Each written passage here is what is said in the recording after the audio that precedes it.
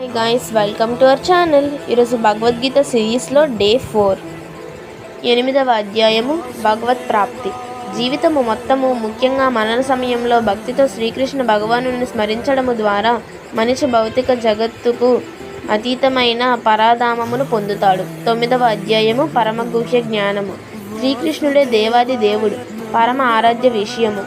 దివ్యమైన భక్తియుత సేవ ద్వారా ఆత్మ నిశ్చయముగా అతనితో సంబంధము కలిగి ఉన్నది.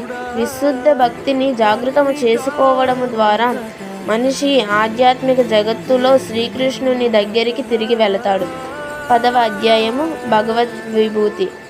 భౌతిక జగత్తులో కానీ ఆధ్యాత్మిక జగత్తులో కానీ శక్తిని, సౌందర్యమును, వైభవమును, ఔన్నత్యమును ప్రదర్శించే అన్ని అద్భుతమైన విషయాలు శ్రీకృష్ణుని దివ్యశక్తులు మరియు వైభవాల పాక్షిక రూపములే అవుతాయి.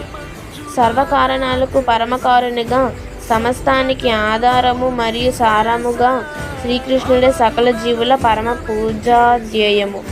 11వ అధ్యాయము విశ్వరూపము. శ్రీకృష్ణ భగవానుడు అర్జునునికి దివ్య దృష్టిని ప్రసాదించి తన అనంతమైన విశ్వరూపాన్ని ప్రకటిస్తాడు. ఆ విధంగా అతడు తన దివ్యత్వాన్ని నిశ్చయముగా స్థాపన చేశాడు. తన సర్వసుందరమైన మానవుని బోలిన రూపమే భగవంతుని మూల రూపమని శ్రీకృష్ణుడు వివరిస్తాడు. కేవలము విశుద్ధ భక్తి ద్వారానే మనిషి ఈ రూపాన్ని చూడగలుగుతాడు. Thank you.